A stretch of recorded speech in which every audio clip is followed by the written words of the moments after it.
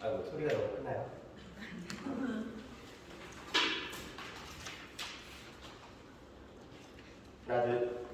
하나 둘 셋 이제 됐나요?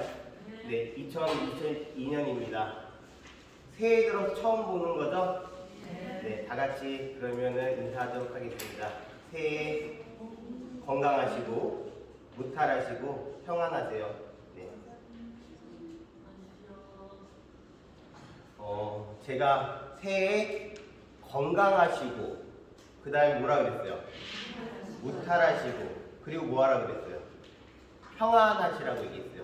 제가 새해 복 많이 받으세요 라고 얘기했나요? 안 했나요? 안 했죠? 우리가 이제 대체적으로 새해 인사를 할 때 새해 복 많이 받으세요 라고 얘기를 하는데 우리 한번 이제는 불교식으로 다르게 얘기합시다. 새해에는 뭐 하시라고요? 건강하시고 무탈하시고 평안하세요. 그리고 복을 받기 위해 공덕을 쌓으세요. 네, 우리가 복이라는 것은 그냥 오는 것이 아닙니다.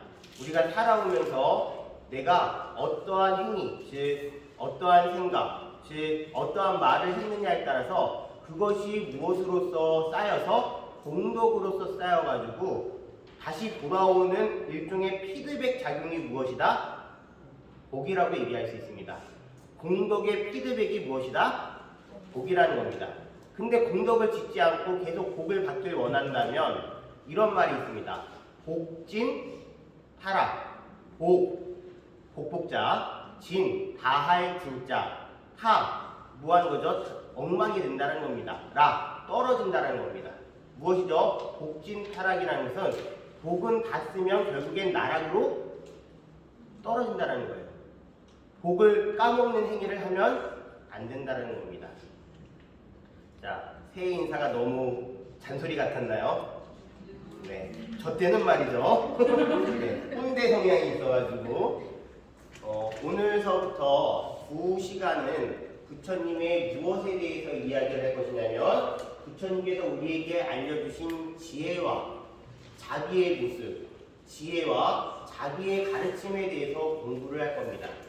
여러분들 불광사 경북불교대학에 들어오시기 전에 벽면에 크게 두 분의 보살님이 계세요. 한 분은 무슨 보살님? 문수보살님. 한 분은요? 보현보살님이요. 문수보살님은 무엇에 권하라고 적혀져 있어요? 거기에 동판에 보면은 무엇에 권하라고 제가 적어놨어요. 그거 제가 해놓은 거예요. 네, 무엇에 권하라고 해놨죠? 다냐에 권하. 그쵸? 다냐라는 것은 불교에서 얘기하는 지혜를 얘기합니다. 그냥 우리가 알고 그리고 그 아는 걸 얘기하는 지식적인 것이 아니라 깊게 무엇이 들어간 자기의 마음이 들어간 지혜를 얘기하는 것이 바로 무엇이다? 다냐라고 얘기할 수 있습니다. 따라서 지혜롭기 위해서는 무엇이 필요하다? 자비가 필요합니다. 그리고 진정으로 자비롭기 위해서는 무엇이 필요하다? 지혜가 필요합니다. 부처님께서는 이 두 가지를 양조, 즉 두 가지를 다 갖추어서기 때문에 존경받을 만한 분입니다. 지혜와 무엇이요? 자비가요. 자비 없는 지혜는요, 그것은 그냥 아는 척일 수 있고 잘난 척일 수가 있어요. 그리고 또 지혜 없는 자비는 무턱대고 사랑하는 것일 수밖에 없어요. 이것이 적절하게 조화가 됐을 때 사람들을 교화시킬 수 있는 것으로 방편으로 쓰일 수 있는 거예요. 읽어보도록 하겠습니다. 자애로서 분노를 이겨라. 선으로서 악을 이기라. 백품으로서 인색한 자를 이기라. 진실로서 거짓말쟁이를 이기라. 법구경 223번에 나오는 구문입니다. 우리는 분노가 일어나면요, 화를 뭐로 이기려고 그러죠? 원수를, 화나는 대상에 대해서 무엇으로 이기려고 그러죠? 화로서 이기려고 합니다. 싸우다 보면 막 언쟁이 높아지죠? 소리가 높아집니다. 네가 그랬잖아, 내가 그랬잖아, 뭐 했잖아. 거사님하고 그렇게 싸우시는 거 아니죠? 네. 우리가 싸우다 보면은 계속 각을 다툽니다. 분노로서 분노를 조절할 수가 없습니다. 분노를 이기고 화를 이기는 방법은 무엇이라고요? 무엇이라고요? 자해입니다. 자, 무엇으로서 이기래요? 악을 선으로서 이기라고 하십니다. 악에 대해서 우리가 그런 거 있잖아요. 악한 놈 잡는 나쁜 이거 있죠? TV에 보면은, 드라마에 보면은 많이 나와요. 악을 이기는 악한 세력 이렇게 얘기는 하는데, 부처님께서 뭐라고 말씀하시냐면, 악을 이길 수 있는 유일한 방법은 무엇이죠? 선함으로써 이길 수 있다라는 거예요. 자, 그리고 인색한 자가 어떤 분들이죠? 인색한 자, 베풀지 않는 자, 자기 것만 막 하고 있는 자, 이런 자에 대해서 무엇으로서 이기라고요? 베품으로써 이기라고요. 자, 그 다음에 마지막으로 거짓말하는 것은 무엇으로서 이기라? 진실로써요. 이 세상에는요, 음과 양이 있습니다. 그런가요, 안 그런가요? 여러분들 동지팥죽 드셨어요, 안 드셨어요? 동지팥죽 맛있게 드셨나요? 아우, 저는요, 이 경상도에 내려와가지고, 저는 강원도 사람인데, 경상도에 내려오니까 웬걸요, 팥죽에 다들 소금을 넣으세요. 저 위쪽 지방은요, 팥죽에 소금 넣는 걸 이해를 할 수가 없어요. 무조건 흰설탕. 흰설탕을 그냥 팍 집어넣어가지고 그냥 흰설탕하고 막 섞어 먹어야지 그게 제일 맛있거든요. 와, 근데 여기는 다 그냥 소금 넣어가지고 드시대요. 흰설탕 넣는다 그러면 얼굴을 막 찌푸리셔요. 근데 다행히 저희 공양주부사님께서 경기도 분이세요. 위쪽 분은 지방 분이세요. 그러니까 이번에는 제가 처음으로 경상도 내려와가지고 맛있는 팥죽을 먹었어요. 저만 몰래 흰설탕을 그냥 팍 뿌려주시더라고요. 네. 자, 근데 중요한 거, 동지 때 팥죽을 먹는 이유가 뭐예요? 액땜을 하기 위해서. 팥이라는 것은 무슨 색깔이죠? 붉은 색깔이에요. 양으로서 음을 물리친다라는 의미를 가지고 있어요. 그런가요, 안 그런가요? 또 동지가 되면요, 이제 일양이 생한다 그래요. 밤이 계속 길어지다가 동지를 기점으로 이제 무엇이 길어져요? 낮이 길어져요. 즉, 양의 기운이 샘솟는 거예요. 음이 나쁘다라는 것이 아니라 이 세상은 그렇게 음과 양으로 조화되어 있어요. 음을 몰아낼 수 있는 건 무엇이죠? 밝음이에요. 양이에요. 마찬가지로 우리가 어떠한 악이든 또는 인색함이든 또는 분노든 화든 그것을 몰아낼 수 있는 것, 그것을 누를 수 있고 통제할 수 있는 것은 내 마음의 밝음, 자애로움, 베품, 선이라는 것, 그것이 부처님께서 우리에게 알려주신 지혜와 자비의 모습이라는 걸 알아주시기 바라겠습니다. 1월 6일 일출 때 사진을 찍은 모습입니다. 너무나 아름답죠? 일출. 네. 언제 한번 오세요. 깨알 같은 홍보입니다.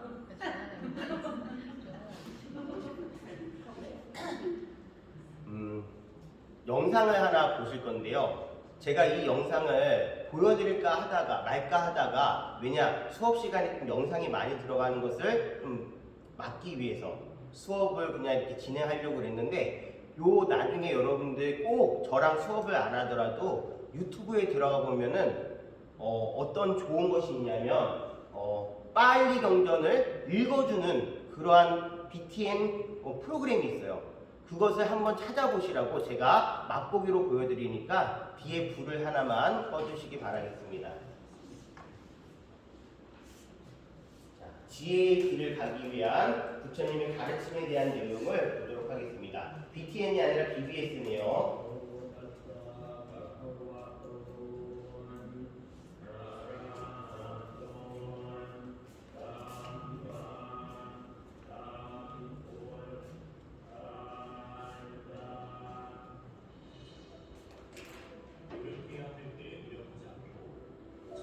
힘 있는데 게으르며 마음에 편의가 없고 나태한 자는 지혜의 길을 찾지 못한다. 이 개송이 설진 배경에는 이와 같은 얘기가 있다. 부처님께서 젠다와나 정사에 계시던 때였다. 한때 사와티에 사는 수많은 젊은이들이 출가하여 스님이 되었고 이들 모두 부처님으로부터 수행 규제를 받았다. 이 스님들 가운데 띠사라는 한 스님을 제외한 나머지 모든 스님들은 수행을 하기 위해 숲으로 들어갔다. 그들은 숲에서 온 정성을 다하여 열심히 수행에 전념하였기 때문에 모두 아라한의 경지에 이르게 되었다. 아라한의 경지에 이른 이 스님들은 부처님께 이 사실을 알리기 위해 사와티로 돌아오다가 한 마을에서 탁발을 하게 되었다. 그때 한 제가 신도가 스님들에게 공연을 올렸고 그 다음 날에도 자신의 집에서 공연을 해달라고 청하였다. 스님들은 사와티로 돌아와 부처님께 인사를 올리고 부처님 가까이 앉았다. 부처님께서는 스님들을 아주 반갑게 맞이해 주시며 그들이 성취한 것에 대해 크게 기뻐하시고 흡족해 하셨다. 그러나 숲으로 수행을 하러 가지 않고 남았던 띠사 스님은 그동안 수행에 힘쓰지 않았기 때문에 그 어떠한 경지도 성취하지 못하였다. 띠사 스님은 부처님과 다른 스님들이 서로 다정하게 이야기를 나누는 가운데 한마디도 하지 못하고 있는 자기 자신을 발견하게 되었다. 그는 스스로 자신만 외면당하고 있다고 느꼈다. 그때서야 비로소 자신에게 주어진 그 모든 시간 동안 수행에 전념하지 않고 나태하게 지냈던 것을 후회하였다. 그래서 띠사 스님은 밤새도록 수행하기로 결심하였다. 스님들은 부처님께 세존이시여 사와티로 오는 도중에 한 제가 신도가 저희들을 내일 공양에 초청하였습니다. 저희들은 내일 아침 일찍 그곳으로 가야 합니다. 라고 말씀드리고는 부처님께 인사를 올리고 각자의 처소로 돌아갔다. 그러나 띠사 스님은 자신의 결심대로 밤늦게까지 걸으면서 경행을 하였다. 그런데 밀려드는 졸음을 이기지 못하고 발을 헛디는 바람에 그만 미끄러져서 다리를 부러뜨리고 말았다. 띠사 스님은 비명을 질렀고 그의 비명 소리가 온 사원에 퍼졌다. 그의 목소리를 들은 스님들은 처소에서 나와 불을 밝히고 띠사 스님을 보살펴주고 치료해 주었다. 그러다 보니 밤이 지나고 해가 떠올라 결국 스님들은 공양 초청을 받은 마을에 가지 못하였다. 부처님께서 스님들을 보시고는 비구들이여 그대들은 왜 공양 초청을 받은 마을로 가지 않았는가? 라고 물으셨다. 자초지종을 다 들으신 부처님께서는 비구들이여 노력해야 할 때에 노력하지 않고 자신의 시간을 헛되이 보내는 자는 어떠한 선정에도 들지 못하고 어떠한 성취도 이루지 못하느니라 라고 말씀하셨다.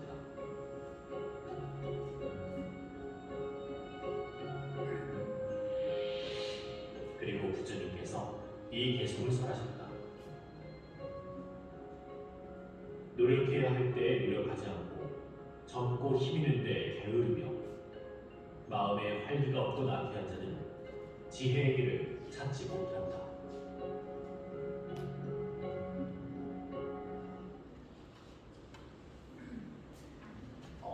잘 보셨나요?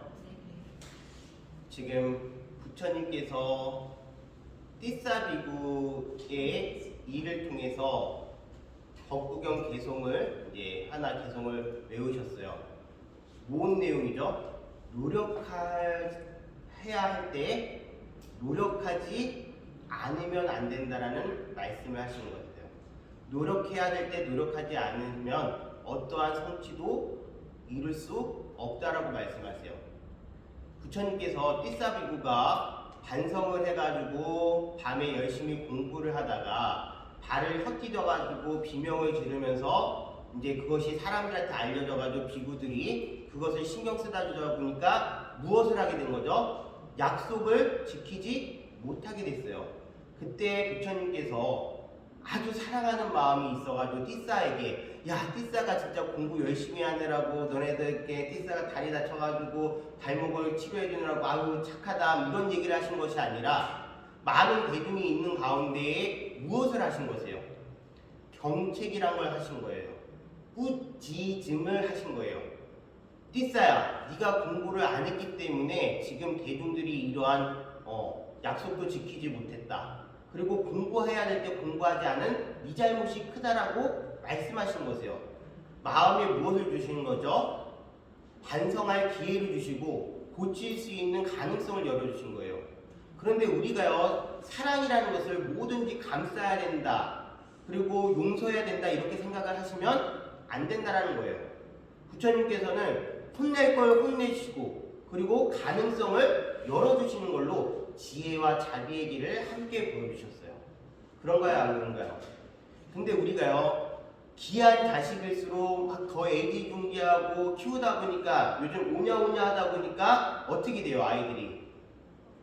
네, 버릇이 없어지고 남을 사랑하는 방법을 모르게 되고 자기를 통제할 수 있는 방법을 모르게 되는 경우가 많이 있어요. 그거는 진실로 자비로운 사랑이 아니라 왜곡된 사랑이고 어떻게 보면 멍청한 행위예요. 이해하셨나요?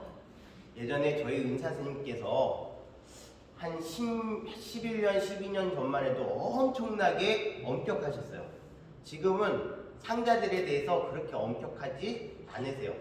저희 막내 이제 밑으로 들어온 상제들은 우리 은사 스님께서 화낸 모습을 한 번도 못 봐가지고 제가 이제 은사 스님께서 예전에 뭐 혼낸 얘기, 뭐 소리 지르는 얘기를 하면요, 그 동생들은 믿지를 않아요. 왜냐? 은사 스님께서 달라지셨기 때문에, 너무 부드러우시기 때문에. 하지만 저 가르치실 때만 해도 상당히 엄격하셨어요. 제가 예전에 해인사를 공부하러 갔다가 해인사에서 도망쳐 나왔어요. 저랑 안 맞더라고요, 해인사가.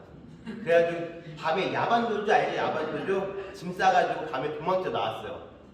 그때가 하여튼 뭐 추울 때였어요. 2월달에. 근데 이제 제가 그 떠날 때 은사 스님하고 저희 사숙 스님, 제가 제일 또 좋아하는 사숙 스님 계세요. 해인사 나오면 은혜사에 들어올 생각도 하지 말아라고 그런 거예요. 그래가지고 어떻게 해요? 들어갈 데도 없고 어디 가서 이제 도망쳐 있다가 붙잡혀서 이제 다시 은혜사로 들어왔네요.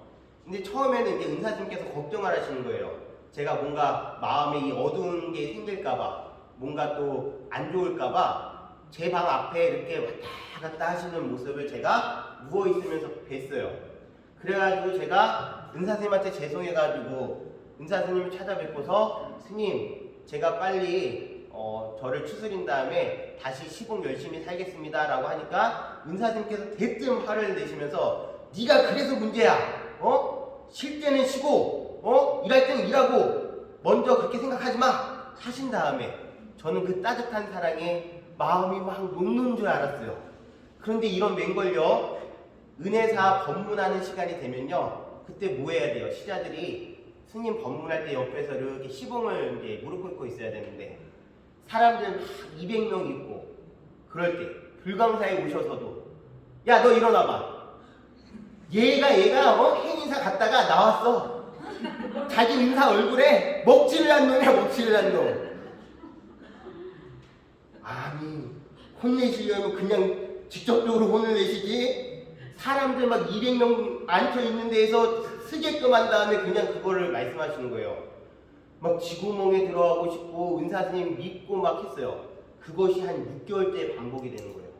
법문만 있으면 일어나라 그래가지고 제가 그런 놈이라고. 이게 놈이라고 한 거는 아주 순화시킨 말이에요. 네, 뭔 말인지 알죠? 막 그냥 내지르셨어요. 근데 이제 어느 순간에 제가 이런 생각이 들더라고요. 아니, 해인사를 나온 것도 나요. 그리고 창피한 것도 나요.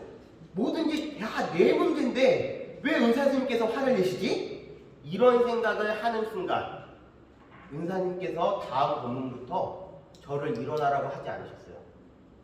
저는 그때 깨달았어요. 아, 은사 스님께서 저를 공부시킨 거구나. 제 나쁜 점 중에 뭐가 있냐면 제 인생에 대해서 사람들이 바라보는 저를 제 스스로 생각하는 경향이 있어요. 아, 나는 좋은 사람이어야지. 나는 이렇게 올바른 방향으로 가야지. 나는 정해진 대로 딱딱 맞춰서 가야지. 사람들이 나를 그걸 보고 있고 나는 그걸 어기면 안 돼. 즉, 나에 대한 생각을 하는 것이 아니라 사람들이 평가하는 누구요? 저에 대한 생각을 하고 있었던 거예요. 그것을 깨주기 위해서 저희 은사스님께서 아주 혹독하게 저를 가르치셨다고 저는 좋은 방향으로 생각하고 있다는 거. 네, 여러분들 뭔 말인지 이해하시죠? 네. 자, 이제 드디어 지난 시간과처럼 얘기한 것처럼 비구니 승가가 다 마련이 됐고 우바세 우바이가 마련이 됐습니다. 사부대중이 다 마련됐어요. 그러다 보니까 사람들이 많아져요, 적어요? 사람들이 많아졌습니다. 출가한 비구, 비구니, 우바세, 우바이가 있습니다. 여러분들, 사람이 많아지면 갈등이 많아질까요? 갈등이 적어질까요? 사람이 많아지면 그거에 따른 우여곡절이 매우 많이 있습니다. 어떤 스님들은 진짜 부처님께서 말씀하신 대로 열심히 열반의 길로 들어서기 위해서 공부를 열심히 하는 반면에 어떤 스님은 승가가 존경을 받으니까 거기에 들어와서 승가에서 뭐 하는 거죠? 호의호식을 하는 겁니다. 탁발 나가가지고 좋은 음식 먹고 누가 해주는 가사 좋은 거 입고 그 다음에 거기에 무슨 또 좋은 자리가 있으면 그걸 차지하려고 그러고 서로 비방을 하고 즉 권력에 눈이 뜨인 스님들 또는 남을 비방하는 스님들 여러 스님들이 있게 됩니다. 부처님께서는 그 모습을 보는 게 힘드셨을까요? 좋으셨을까요? 부처님께서는 매우 힘드셨습니다. 부처님께서는 당신의 제자들을 받아들이는 이유가 무엇이에요? 당신이 열어 보인 길, 즉 고통으로부터 벗어나는 길, 욕망으로부터 벗어나는 길에 대해서 알려주고 싶었는데 승가에 들어온 많은 대중들이 뭐에 의해서 움직이고 있는 거죠? 또 다른 욕망에 의해서 움직이고 있는 거예요. 이해하셨나요? 그래서 부처님께서 마음이 너무 아프셔서 어떻게 하셨냐? 한날 우기 때 부처님께서 사부대중을 떠나서 보리천으로 올라가십니다. 보리천이라는 곳은 어디냐면 제석천이라는 하늘의 신이 주관하는 곳이고요. 예전에 부처님께서 어디서 내려오셨죠? 도솔 내이상 도솔천에서 내려오셨습니다. 근데 그 도솔천 밑에 있는 하늘의 이름이 무엇이다? 도리천이에요. 그 당시에 마야부인 즉 부처님의 어머니께서는 도솔천에서 태어나서 수행을 하고 계셨어요. 그래서 어머니가 그리운 마음도 있고 그리고 어머니에게 불법에 대해서 알려주기 위해서 그 싸우는 그런 욕심을 부리는 사부 대중을 떠나서 어디로 가셨다? 도리천으로 올라가셨어요. 도리천에 올라가셔서 제석천을 비롯한 천신들 그리고 마야부인에게 무엇을 설법하셨다? 부처님이 깨달으신 연기법이라든지 또는 불교의 진수들을 거기서 설법을 하셨어요. 누구를 기이시키기 위해서? 당신의 어머니를 불법으로 기이시키기 위해서요. 부처님께서 뭐 하신 거죠? 아우 속 시끄러우니까 어디 갔다 오신 거예요? 하늘나라 갔다 오신 거예요. 근데 그때 우전왕이라는 분이 있었어요. 우리가 우대나라라고 부르는 왕인데 그 우전왕이 부처님을 보고 싶어서 처음으로 진흙으로 이 형상을 빚은 게 나중에 무엇으로 된 거죠? 부처님을 상징하는 불상의 처음 시초가 이때 부처님께서 도리천에 올라가셨을 때 우전왕이라는 분이 부처님을 보고 싶은 나머지 상을 만든 것이 첫 번째 그것이 바로 불상의 기원이라는 거 알아두시면 되겠습니다. 자, 그래가지고 이제 사부대중이 난리가 난 거예요. 부처님이 오시지 않고. 그래서 어느 때 마하 모갈라나가 신통력을 부려가지고 어디에 올라가죠? 도리천에 다시 올라갑니다. 도리천으로 올라가서 누구를 뵙죠? 부처님을 뵈고서 이제 말씀을 드려요. 사부대중이 지금 뭐하고 있다? 반성하고 있다. 이제는 내려오셔가지고 좀 모습을 보이시라고 부탁을 드립니다. 부처님께서 여쭤보십니다. 지금 사부대중은 뭐하고 있냐? 화합하고 있냐? 분쟁과 갈등으로 다투고 있지는 않느냐? 그리고 또 이웃 종교, 즉 외도들의 세력에 의해서 비난을 받고 있지는 않느냐라고 물어보십니다. 그거에 대해서 마하모클라나는 대답을 하죠. 사부대중은 하합하고 있고 그 하합의 힘으로써 외도 세력들이 비방하거나 비난하는 것에 흔들리지 않고 있다라고 얘기합니다.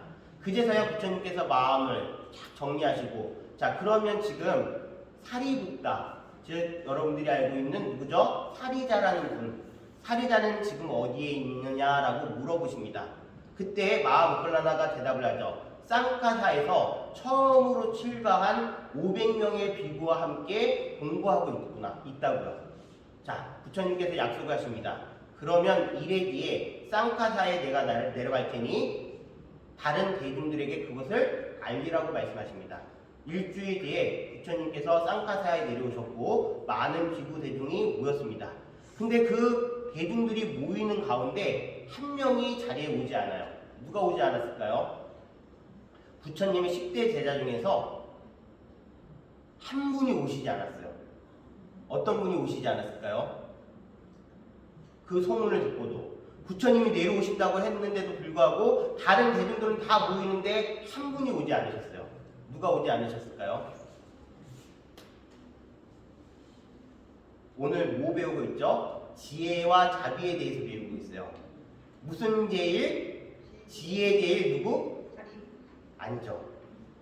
지혜 제일 해공 제일. 참 제가 죄송해요. 지혜 제일 사리불은 원체 지혜니까. 그 다음에 수보리라는 우리 금강경에 해공 제일의 수보리가 오지 않으셔요. 왜 오지 않으시냐면 이유가 있어요.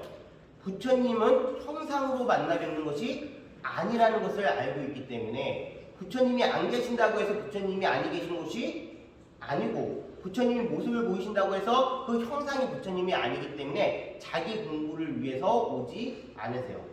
부처님께서 사부대중에게 말씀하십니다. 사리붓다와 수보리는 역시 지혜롭구나. 왜 그러셨냐면 부처님께서 떠나서 도리천에 계실 때에도 사리붓다는 뭐하고 있었죠? 흔들리지 않고 처음으로 출가한 비구 500명과 공부를 하고 있었어요.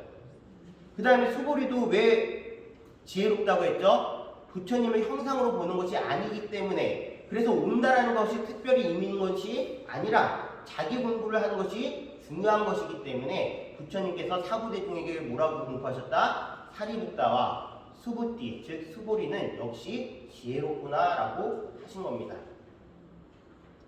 자, 이제 사부대중이 화합하고 부처님의 위신력이 더 드러났습니다. 부처님은 갈등을 조절하기 위해서 거기에 휘말려가지고 야 그러면 안 돼, 그러면 안 돼, 그러면 한 게 하신 게 아니라 당신께서 자리를 피하심으로써 사부대중이 알아서 갈등을 조절할 수 있게끔 만드셨습니다.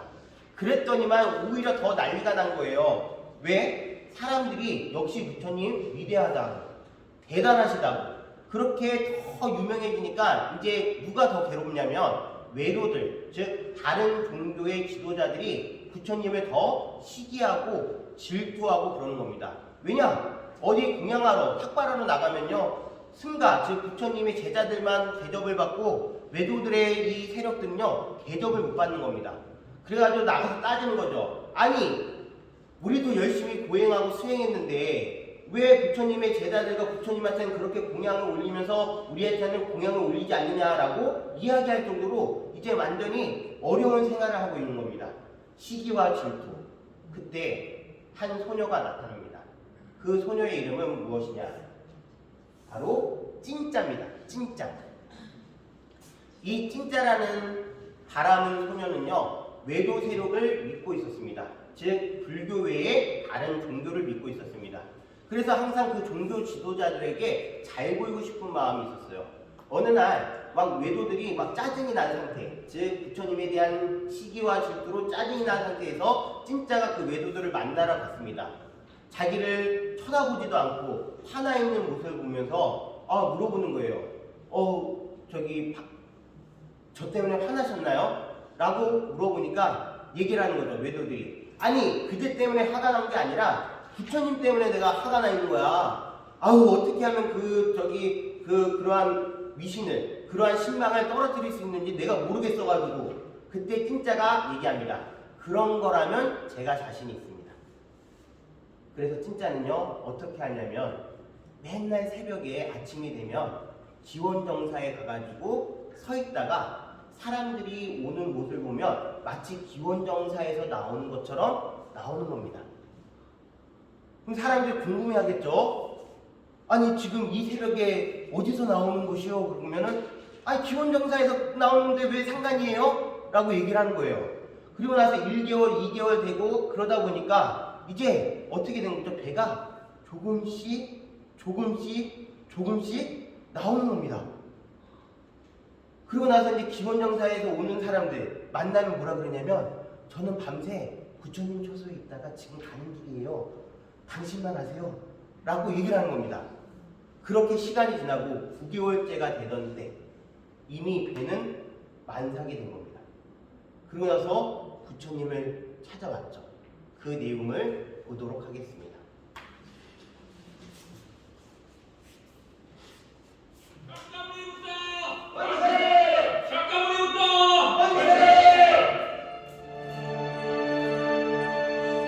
서라! 넌 누구냐? 궁정에 이렇게 들어오다니 모험하구나. 오지 않을 수 없었어요. 저는 이 궁정에서 부다한테 답을 들어야겠습니다. 묻고 싶은 질문이 있다면 부다의 상가에 가서 해라. 싸움으로 가라. 그럼 그냥 둡시다. 묻다가 괜찮으시다. 뭘 물어보고 싶은가? 고타마 부다, 당신은 법을 설하지요. 당신은 존경받는 사람입니다. 당신이 임신시킨 가엾은 여인의 생각이 조금도 안 하십니까?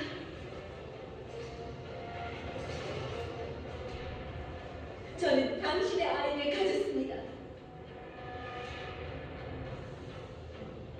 책임을 지셔야 하지 않겠습니까? 저렇게 뻔뻔할 수 그런 모함을 하고도 부끄럽지 않은가?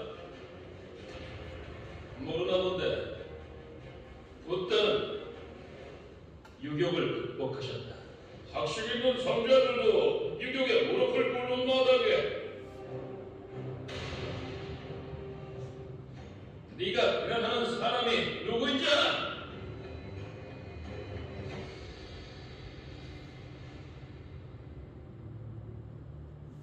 여보요, 자네가 하는 말을 확인해 줄 수 있는 사람은 단 2사람뿐이야. 자네하고 또 날쌘.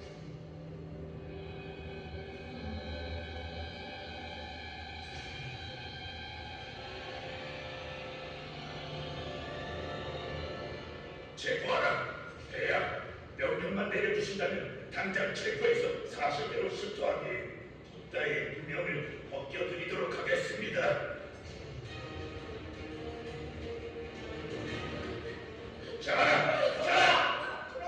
체포하라. 체포해. 체포하라.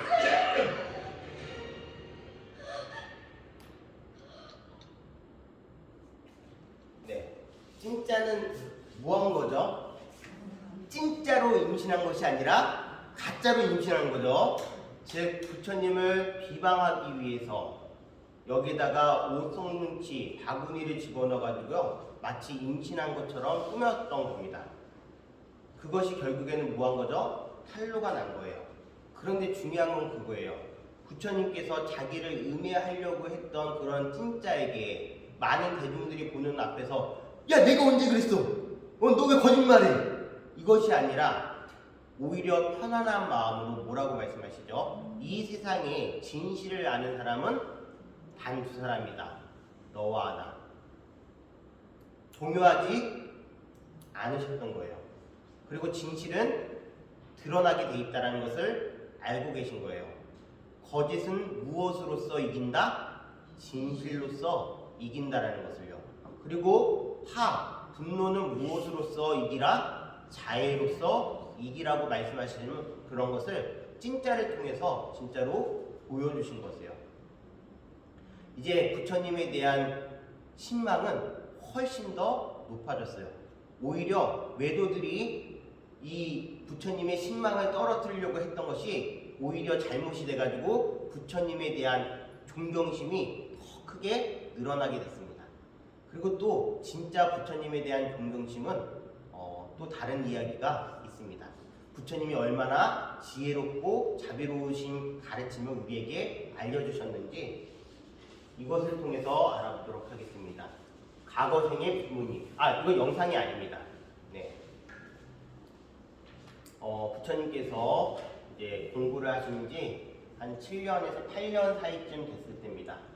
그때 완디 지역에 있는 곳에 까따술라 숲인가? 제가 잠깐만요. 이름이 생각이 안 나네요. 숲 이름을 잠깐 보도록 하겠습니다. 어디를 보시면 되겠냐면 까따술라 숲, 백화깔라숲 275페이지입니다. 자, 275페이지에 베사깔라숲이라는 곳이 있는데 부처님께서 베사깔라숲에서 수행을 하고 계셨을 때입니다. 베사깔라숲에서 수행을 하시다가 탁발을 하기 위해서 마을로 나왔는데요. 어떤 노부부, 즉 어떤 노인과 그 다음에 그 노인의 부인이 부처님을 보자마자 뭐라고 그러냐면 아들아 이제 왔느냐 어서 집으로 가자 라고 얘기를 하는 겁니다. 이 노부부가 누구를 보자마자요 부처님을 보자마자 아들인 줄 착각을 해가지고 당신 집으로 막 데려가려고 하는 겁니다. 비구들이 막 말렸죠. 부처님께서 말씀하십니다. 비구들이여 저 노부부의 행위를 말리지 마라. 이제 드디어 그 집에 가가지고 공양을 하셨습니다. 이제 그 나쿨라, 즉 노부부의 노인 그 아저씨가 거사님이 말씀하시는 거죠. 저는요 착각을 했어요. 나쿨라라고 제 아들이 있는데 아들하고 너무 똑같이 생겨가지고 제 아들인 줄 알았습니다. 부처님께서 여쭤보십니다. 그 아들은 지금 어디 있나요? 그러니까 멀리 가가지고 결혼 생활해가지고 살고 있는데 몇 년째 소식이 없고 돌아오질 않고 있다라고 얘기합니다. 그러면서 그 나쿨라의 아버지가 부탁을 합니다. 부처님한테 아들이라고 불러도 되겠냐고. 부처님께서 뭐라고 하실게요? 안 돼요. 저는 부처님이에요. 이렇게 말씀하셨을까요? 아니에요. 그렇게 하도록 하십시오.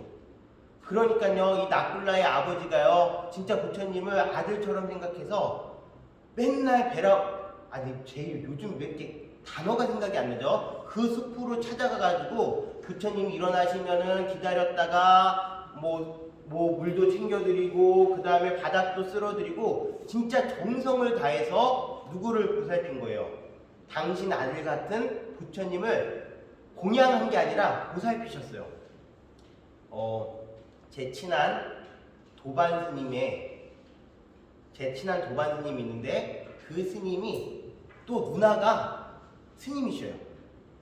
그러니까 이제 집안에 동생도 스님이고 누나도 스님이죠. 근데 누나가 좀 일찍 출가를 했어요. 게다가 또 누나가 뭐 할 줄 모를 때 출가를 했대요. 어디로 출가를 했냐면 청도에 있는 운문사로요. 이 스님의 어머니께서 당신 딸이 걱정이 돼가지고요 맨날 운문사를 가가지고요 담장으로 빨래를 넘겨주면 그 빨래를 해다가 다시 딸한테 넘겨주고 그랬대요. 부모님의 사랑은 그런 거예요. 그런 부모님의 사랑으로 부처님을 막 지극정성으로 모셨어요. 근데 이런 웬걸요? 며칠째 이 노부부가 보이질 않다가 며칠이 지난 다음에야 노부부가 나타났는데 이 노인의 상태가 건강이 좋지가 않은 거예요. 건강이 악화가 거죠. 부처님을 찾아뵙고서 얘기를 드려요. 부처님이시여, 제가 이렇게 몸이 아프고 마음이 힘듭니다. 어떻게 하면 될까요? 라고 얘기했을 때 부처님께서 뭐라고 하셨을까요? 노인이시여, 몸은 아프더라도 마음은 아프지 마세요라고 얘기합니다. 아, 몸은 아픈데 마음은 아프지 않는 건 무엇입니까? 라고 얘기를 하니까 그렇게 말씀하십니다. 몸은 언제나 시간이 지나면 항상하지 않았기 때문에 늙고 병들고 그렇습니다. 그런데 마음 또한 만약에 그것이 내 것이다, 이 몸이 내 것이다 라고 생각을 한다면 항상 그 몸이 아플 때 마음도 뭐하게 된다? 아프게 되는 겁니다. 마음은 이러한 모든 것들이 다 시간에 따라서 이루어진다는 것을 알고 게다가 그것이 나의 것임을 아님을 알았을 때 마음은 아프지 않습니다라고 이야기를 합니다. 노인분께서 그 법문을 듣고서 몸은 아프되 마음은 아프지 않아서 안색이 매우 좋아지셨다고 합니다. 그리고 나서 얼마 후에는 이제 드디어 뭐 하신 거죠? 연세가 드시고 몸이 아파서 돌아가시게 됐습니다. 부처님께서 그 장례식에 찾아갔을까요? 안 찾아갔을까요? 찾아가셔가지고 거기서 위로를 하시고 법문을 하십니다. 그 내용을 한번 보도록 할게요.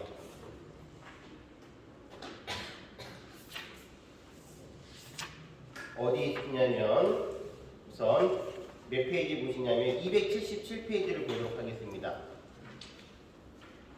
자, 부처님의 자비로운 모습이, 자애로운 모습이 잘 담겨져 있는 277페이지에 위에서 하나, 둘, 셋, 네 번째 중이래 이렇게 내용이 나오고 있습니다. 지팡이를 짚고도 손을 놓지 않는 노부부의 사랑은 숲속 앵무새도 부러워하였다. 어느 날 아내의 손을 꼭 잡은 노인이 부처님께 말하였다. 부처님, 저희 두 사람은 젊은 나이에 결혼해 근 60년을 함께 살았답니다. 그날부터 이때까지 서로를 속인 적이 한 번도 없답니다. 서로의 뜻에 어긋나는 일이면 몸은 고사하고 마음으로도 짓지 않았답니다. 이제 남은 소원이라면 지금까지도 그랬듯 죽는 날까지 늘 함께하는 거랍니다. 아니, 다음 생에도 언제나 함께하는 게 소원이랍니다, 부처님. 이런 소원을 말씀할 수 있는 노부부가 몇 분이나 되실지 잘 모르겠습니다. 네. 자, 그때 부처님께서 말씀하셨습니다. 이 내용이 매우 중요해요. 어떻게 다음 생을 결정할 수 있는지에 대한 이야기가 나오고 있습니다. 아내와 남편 두 사람이 한평생 웃으며 함께 가고 다음 생에도 언제나 손을 잡고 함께 가기를 원하신다면 뭐 하라고 나오세요? 기도 열심히 하라, 뭐 하라 이런 게 아니라 두 분이 같은 무엇을 가지고 믿음을 가지고서 가지셔야 합니다. 훌륭한 덕목들을 같이 지키고 훌륭한 이들에게 같이 보시하고 지혜 역시 같아지도록 함께 노력해야 합니다. 그렇게 하신다면 무엇이 이루어진다? 소원이 이루어진다는 거예요. 여러분들 이거 무서운 말입니다. 왜 무서운 말인지 아세요? 우리가 배우자를 만나거나 누구를 만났을 때 왜 내 남편은 저러는 거야 막 이렇게 하면요 결국에는 뭐 한 거예요? 전생에 같은 업을 쌓아서 만났기 때문에 내 업도 똑같다라는 얘기예요. 즉 내가 다음 생에 진짜로 좋은 배우자와 함께 살고 싶다면 뭐 하라는 거예요? 훌륭한 덕행을 그리고 훌륭한 계율을 지키고 선행을 많이 쌓아야 다음 생에도 그 수준에 맞는 누구를 만난다? 배우자를 만난다라는 거예요. 업식이 같이 간다라는 거예요. 이해하셨나요? 네, 큰 깨달음입니다, 이건. 자, 그리고 넘길게요. 279페이지입니다. 279페이지에 이런 말이 나옵니다. 그럼 몸과 마음이 찾으셨나요? 네, 맨 위에서 두 번째 줄입니다. 그럼 몸과 마음이 둘 다 아픈 것과 몸은 아프지만 마음은 아프지 않은 것의 차이도 모르셨습니까? 아차, 그걸 여쭙지 못했네요. 그건 우리 사리부타에게서 말씀해 주십시오. 예, 그러겠습니다. 그럼 천천히 말씀드릴 테니 마음으로 잘 들으십시오. 지혜가 밝지 못한 사람들은 오온이 뭉쳐진 이 몸을 나라고 생각하거나 나의 것이라고 생각합니다. 그렇게 생각하기 때문에 이 몸을 집착하고 붙들려고 애씁니다. 집착하고 붙들기 때문에 이 몸이 변하고 무너지고 파괴되면 통곡하고 탄식합니다. 차가운 슬픔과 뜨거운 번민의 마음이 괴로워합니다. 이것이 몸과 마음이 둘 다 아픈 모습입니다. 그러나 부처님의 가르침에 따라 밝은 지혜를 갖춘 제자들은 오온이 뭉쳐진 이 몸을 나라고 생각하거나 나의 것이라고 생각하지 않습니다. 그렇게 생각하지 않기 때문에 이 몸에 집착하지 않고 붙들려고 애쓰지도 않습니다. 이렇게 집착하고 붙들지 않기 때문에 이 몸이 변하고 무너지고 파괴되어도 통곡하거나 탄식하지 않습니다. 차가운 슬픔과 뜨거운 번민으로 마음이 괴로워할 필요도 없습니다. 이것이 몸은 아프지만 마음은 아프지 않은 모습입니다. 가능할까요? 우리가 몸이 아팠을 때, 나중에 어떠한 병에 걸렸을 때 내 몸이 아파지고 내 몸이 힘들어지고 했을 때 내 마음을 가볍게 만들 수 있을까요? 참으로 어려운 부분입니다.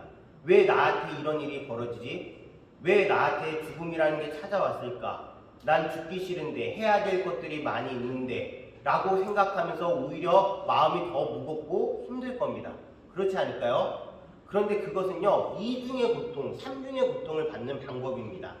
몸이 아플 때 마음이 가벼울 수 있다면 그 몸 아픈 것을 뭐 할 수 있을까요? 상쇄할 수 있을 겁니다. 그때 우리 부처님은 어떠한 가르침으로 우리에게 알려주신다? 이 몸이 결국에는 무너진다라는 거. 너무나 자연스러운 거죠. 이 몸은 나의 것이 아니라는 것을 우리 스스로 계속 생각을 해야 되는 겁니다. 이 몸이 다하고 인연이 다하면 언젠가는 헤어져야 되는 몸이라는 거죠. 쉽지는 않지만 가르침은 분명히 있는 겁니다. 자, 이어서 280페이지입니다. 자, 280페이지에 이런 말이 나와 있습니다. 두 번째 줄입니다. 사람의 목숨은 짧아 100년도 살지 못합니다. 아무리 오래 산다 해도 결국 늙고 죽음을 피할 수 없습니다. 사람들은 내 것이라 여겨 슬퍼하지만 참으로 내 것이란 영원한 것이 아닙니다. 그런 것은 존재하지 않는 것임을 알고 소유하는 삶에 머물지 마십시오. 사람들은 이것이 내 것이다라고 생각하지만 죽음으로 그것을 잃게 됩니다. 현명한 나의 것들이여, 이와 같이 알고 내 것이라는 것에 경도되지 말아야 합니다. 꿈에서 만난 사람을 잠에서 깨어난 사람이 다시 볼 수 없든, 사랑하는 사람이 죽어 세상을 떠나면 다시는 그를 볼 수가 없습니다. 살아서 이름을 부르던 그 사람은 눈으로 보기도 하고 목소리를 듣기도 했지만 그들이 죽으면 이름만 불려질 뿐입니다. 부처님께서는요, 참으로 상식적인 선에서 우리가 어떻게 인생을 지혜롭게 살 수 있는지에 대한 가르침을 알려주시는 겁니다. 제가 중앙암에 있기 전에 어디에 있었냐면 하양포교당에 있었어요. 중앙암은요, 대체적으로 젊은 분들이 올라오세요. 즉 운전을 하실 줄 알고 걸으실 줄 알고 그런 분들이 오세요. 대체적으로 건강하신 분들이 중앙암에 올라오세요. 근데 하양포교당은요, 마을절이기 때문에 대체적으로 어떤 분들이 오시냐면 개인 차량을 가지고 오시는데 여러분들이 알고 있는 구루마를 끌고 오세요. 왜? 마을절이니까 동네에서 많이들 다니시는 거예요. 근데 노보살님들이 다른 멀리는 못 가고 어디 다니시는 거죠? 하양포교당에 오시는데 걷는 게 좀 힘드셔가지고 뭐 끌고 오시는 거예요? 다 구루마 끌고 오셔요. 그런 다음에 이제 그 하양포교당에 보면 계단 올라가는데 난간 이렇게 잡는 게 있어요. 그거 이렇게 잡고서 억지로 해가지고 다리 먼저 집어넣고 법당에 오셔가지고 절은 못하겠다고 하면서 앉아 계셔서 계속 이렇게 하시는 분들이 많이 계신 곳이 하양포교당이에요. 그렇게만 해도 너무 감사한 곳인데, 그리고 그 보살님이 한동안 안 보이다가 나타나셔요. 이제 나타나시는데 혼자 오시는 게 아니라 한 분을 대동해서요. 어떤 분요? 요양보호사. 요즘 가정 돌아다니면서 뭐 하시죠? 이렇게 그 돌봄, 이렇게 뭐죠? 케어해드리고 그분이 모시고 오세요. 그나마도 괜찮은 거예요. 그리고 나서 시간이 지나면 안 보이셔요. 왜 안 보이실까요? 요양병원에 들어가신 거예요. 그리고 나서 또 시간이 지나면 이제 들려오죠. 뭐로요? 돌아가셨다고. 그럼 영가로 만나는 거예요. 네, 그것을 여러 번 저는 겪으면서 이제 생각이 많았어요. 그거는 누구의 모습이 아니라 우리들 모두의 모습이에요. 저의 모습이고 또 보살님들, 거사님의 모습이에요. 그러한 모습 속에서 우리가 부처님에 대한 마음을 계속 가지면서 저 노보살님이 구루마 끌고서라도 절에 오신 것처럼, 저 노보살님이 그 요양보호사 힘을 빌려서 절에 오시는 것처럼 내가 그렇게 나이 먹어서 부처님을 믿는 마음으로 신앙생활을 계속할 수 있을까? 여러분들은 그렇게 하실까? 그것도 한번 잘 생각을 해보세요. 늙음이 찾아왔을 때 믿음이라는 게 얼마나 중요한지, 그 믿음을 지키는 게 얼마나 대단한 건지도 한번 잘 생각해보는 시간을 가지셨으면 좋겠습니다.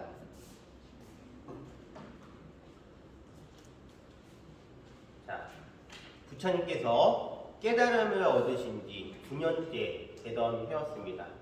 오산비라는 곳에서 이제 승가 대중이 공부를 하고 있었는데 문제가 생긴 거예요. 무슨 문제가 생겼냐면 이제 한 9년째 되다 보니까 어떤 그룹이 생겨요.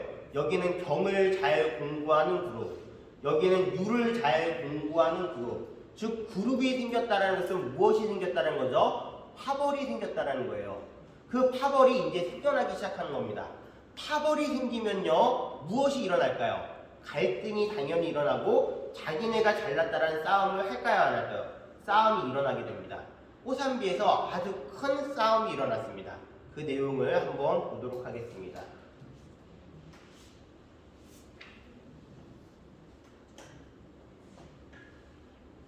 이곳 우리에는 세분께서 우리와 함께 안도를 지내신다네. 우리 곁에 계시니 감사한 일이야.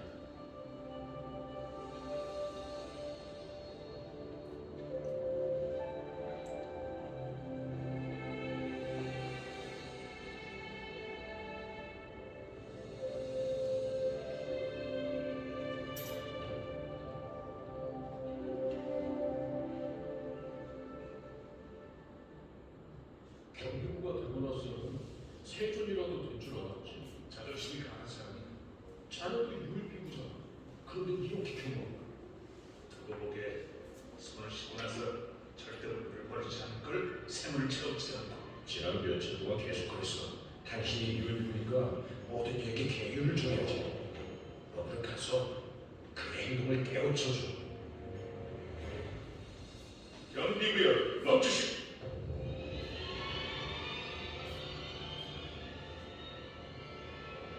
내가 당신에게 예법을 가르쳐야 하겠어? 모든 이가 동등하고 계율도 모두에게 동일하게 적용돼.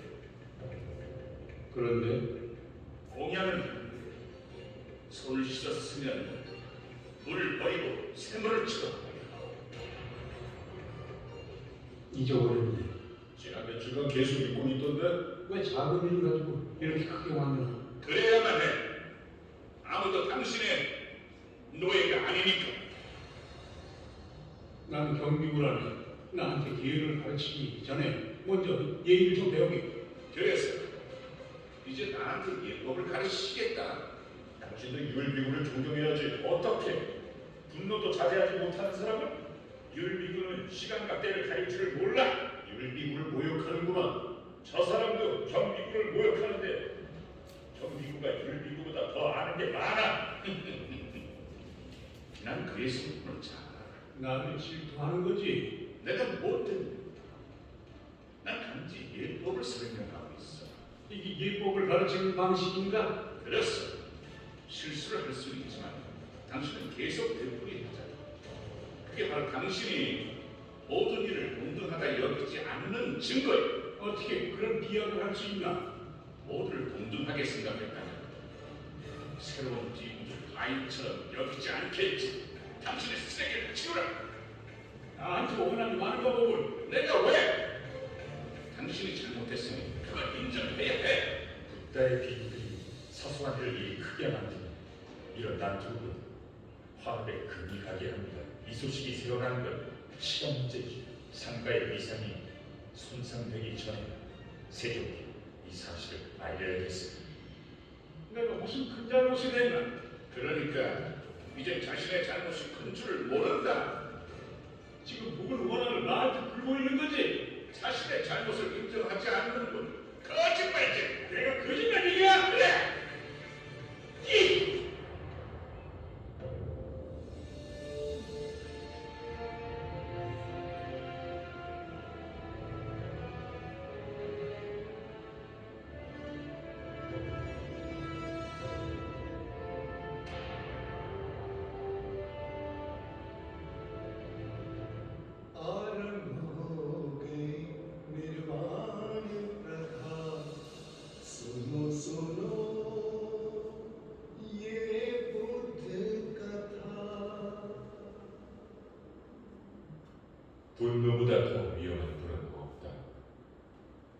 증오보다 더 위험한 짐승은 없다.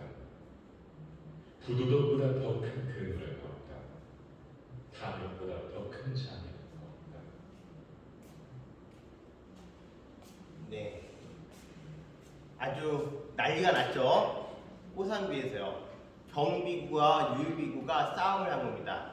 이렇게 경전에는 어떻게 나오냐면 우선 경장로, 장로라는 것은 원래 우리 용어예요. 지금 어디서 쓰고 있죠? 교회에서 쓰고 있죠. 장로 수불이라고 들어보셨나요? 장로라는 것은 불교에서 비구 중에서 열심히 공부해서 어느 정도 스승의 자리에 오른 사람들을 뭐라 불렀다? 장로라고 부르는 겁니다. 그래서 이제 경장로가 있고 율장로가 있었습니다.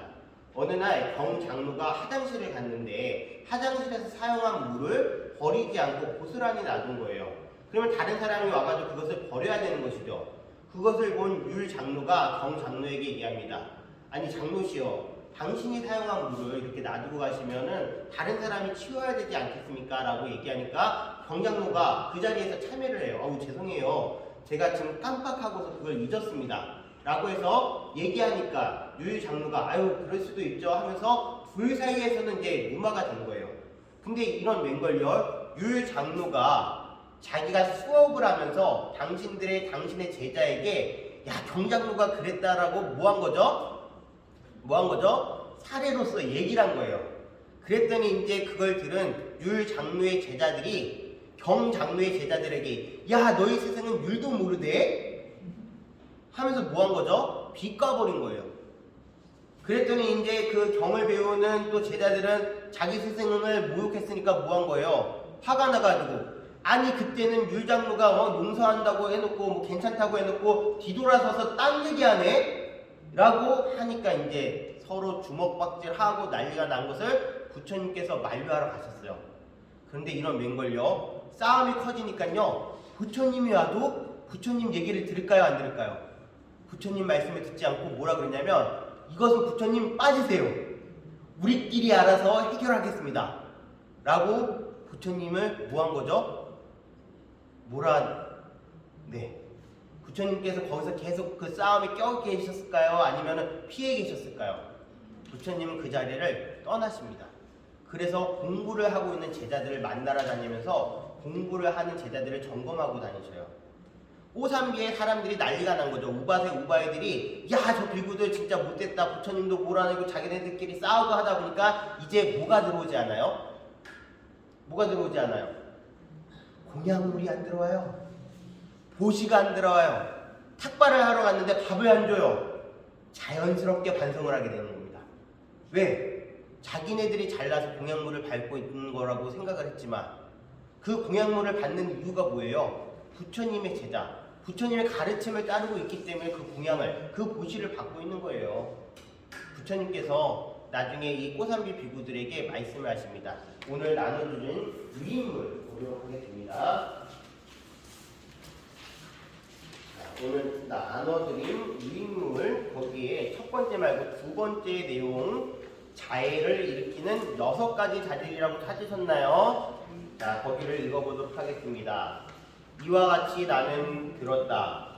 어느 때 부처님은 꼬산비의 보시따 승원에 계셨다. 그때 꼬산비 비구들은 말로 서로 찌르면서 다투고 싸우고 심하게 논쟁하였다. 그래서 그들은 서로 납득할 수도 없었고 납득시킬 수도 없었다. 또한 서로 설득할 수도 없었고 설득시킬 수도 없었다. 이를 아시고 부처님은 그 비구들을 불러 말씀하셨다. 비구들이여, 그대들은 말로 서로 찌르면서 다투고 싸우고 심하게 논쟁하고 그래서 서로 납득할 수도 없고 납득시킬 수도 없고 또한 서로 설득할 수도 없고 설득시킬 수도 없다는 것이 사실인가? 사실입니다, 부처님. 비구들이여, 그대들이 말로 서로 찌르면서 다투고 싸우고 심하게 논쟁할 때 공적으로든 사적으로든 청정한 삶을 함께 사는 동료들에게 자애스러운 행동과 자애스러운 말과 자애스러운 마음이 나오겠는가? 나오지 않습니다, 부처님. 그대들이 그렇게 서로 다투고 논쟁한다면 동료들에게 어떻게 자애스러운 말과 행동과 마음이 나오겠는가? 어리석은 자들아, 그대들은 무엇을 알고 무엇을 보아서 그렇게 말로 서로 찌르고 싸우고 다투고 논쟁한단 말인가? 그런 싸움은 그대들에게 오랫동안 괴로움과 해로움을 가져올 뿐이다. 비구들이여, 여기에 서로 화합하고 일치하고 논쟁하지 않고 서로 돕고 사랑과 존경을 이루어내는 6가지 명심해야 할 자질이 있다. 첫 번째, 같이 읽겠습니다. 청정한 삶에서 그의 동료들에게 공적으로든 사적으로든 자애의 행동으로 대한다. 두 번째, 청정한 삶에서 그의 동료들에게 공적으로든 사적으로든 자애의 말로 대한다. 세 번째, 청정한 삶에서 그의 동료들에게 공적으로든 사적으로든 자애의 마음으로 대한다. 네 번째, 청정한 삶에서 계획을 지키는 동료들과 함께 물건을 공유한다. 다섯 번째, 결정 없고 흠없고 얼룩지지 않고 깨지지 않고 자유롭고 현자에 의해 칭찬되고 삶에 도움이 되는 그런 개인 속에 청정한 삶의 동료들과 함께 공적으로든 사적으로든 일치하여 머물러야 한다.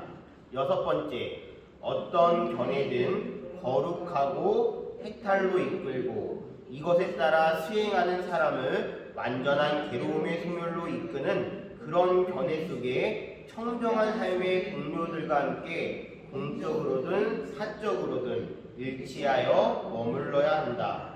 이것이 화합하게 하고 일치하게 하고 논쟁하지 않고 서로 돕고 사랑과 존경을 이루어내는 명심해야 할 6가지 자질이 있다. 자, 여러분들, 부처님께서는요, 사부대중, 큰 가액에 있어서 무엇을 가장 중요한 덕목으로 삼으셨냐면 바로 화합입니다. 화합이 제일 중요합니다. 왜냐하면 승가는 무엇이기 때문에? 공동체이기 때문이요. 믿음 공동체이기 때문이요. 부처님의 가르침을 함께 공부하는 공동체가 화합이 되지 않으면 그것은 의미가 없고요. 무너질 수밖에 없습니다. 그래서 가장 먼저 강조한 게 무엇이다? 화합이에요. 그래서 옛날에 절집에 이런 말이 있습니다. 대중들이 논의해서 결정했으면 절집에서 뭐도 잡을 수 있다? 소도 잡을 수 있다.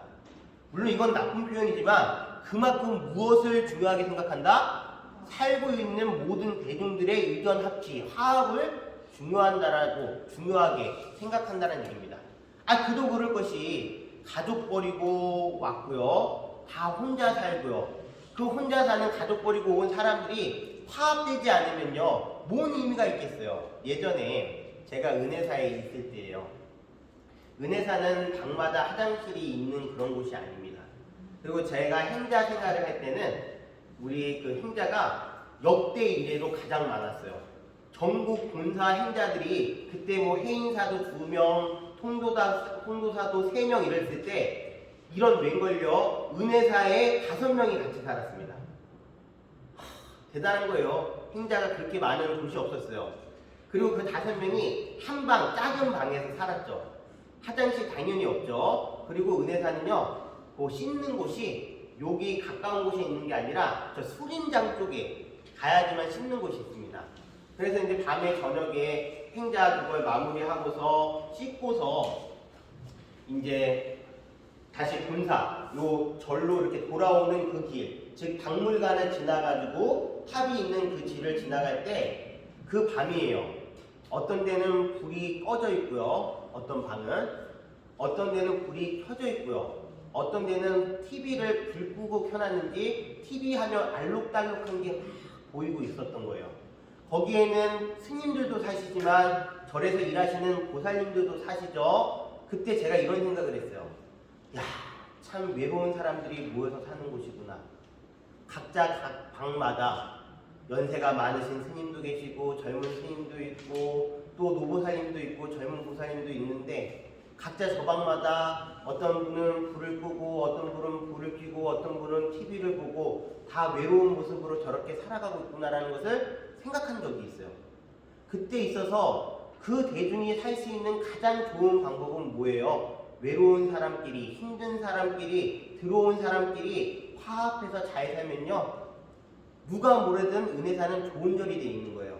하지만 밖에서 아무리 화려하게 보이고 막 대단해 보여도 안에 살고 있는 사람들이 서로 다투고 있고 서로 미워하고 있다면 거기는 금방 무너지게 돼 있어요. 이해하셨나요? 그것을 불교에서는 뭐라 그러냐? 육화라 그래요. 육화. 여러분들 은혜사의 템플스테이를 가보면 육화원이라는 곳이 있어요. 템플스테이가 한 이름이 무엇이다? 육화원이에요. 그 육화가 6가지로 화합해야 된다는 얘기인데, 첫 번째 읽어보겠습니다. 몸으로 화합하여 공부와 함께 머물다는 뜻이에요. 두 번째, 입으로 화합하여 다툼이 없음. 세 번째, 뜻으로 화합하여 어김이 없음. 네 번째, 계율을 화합하여 같이 지킴.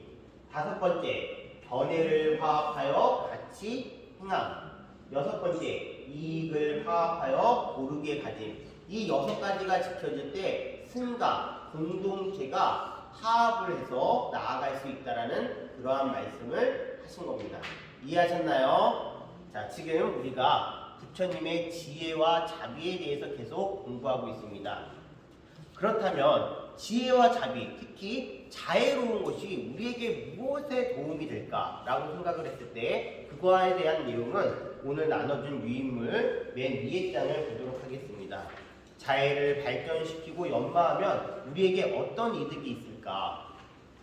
비구들이요, 자애에 의한 마음의 해탈을 발전시키고 연마하고 수레로 삼고 근본으로 삼고 굳건히 주함으로써 11가지나 되는 이익을 얻는다. 무엇이 11가지인가? 첫 번째 읽어보겠습니다. 편안하게 잠이 들고, 두 번째, 편안하게 잠에서 깨어난다. 세 번째, 악몽을 꾸지 않는다. 네 번째, 사람들로부터 사랑을 받는다. 다섯 번째, 사람 이외의 것들로부터 사랑을 받는다. 여섯 번째, 신들이 보호한다. 일곱 번째, 불이나 독이나 무기가 해치지 못한다. 여덟 번째, 쉽게 마음을 집중할 수 있다. 아홉 번째, 안색이 밝다. 열 번째, 죽을 때 혼비하지 않고 맑은 정신으로 죽는다. 11번째, 아라한이 되지 못하면 브라흐마 세계, 즉 천상계에 태어난다. 이와 같이 자애에 의한 마음의 해탈을 발전시키고 연마하고 수레로 삼고 근본으로 삼고 굳건히 주함으로써 11가지나 되는 이익이 있는데요. 그 11가지 되는 이익이요, 보세요. 돈 많이 번다, 그런 거 있어요? 로또 된다, 이런 거 있어요? 아니에요. 너무나 진짜 너무나 당연한 말씀을 하세요. 잠이 잘 온다. 잠에서 아주 잘 숙면치하고 깬다. 사람들로부터 사랑을 받는다. 사람 이외의 존재들도 나를 좋아해준다. 너무나 자연스러운 이야기예요. 내가 자애로웠을 때. 하지만 이것이 갖추어진다면요, 자애가 갖추어진다면 이 11가지 이익을 통해서 수많은 이익, 즉 110가지, 뭐 1000만, 100가지 그런 모든 이익이 함께 따라온다는 거 여러분들 알아두셨으면 좋겠습니다. 자, 영상을 음악을 하나 듣도록 하겠습니다. 불은 안 끄셔도 돼요.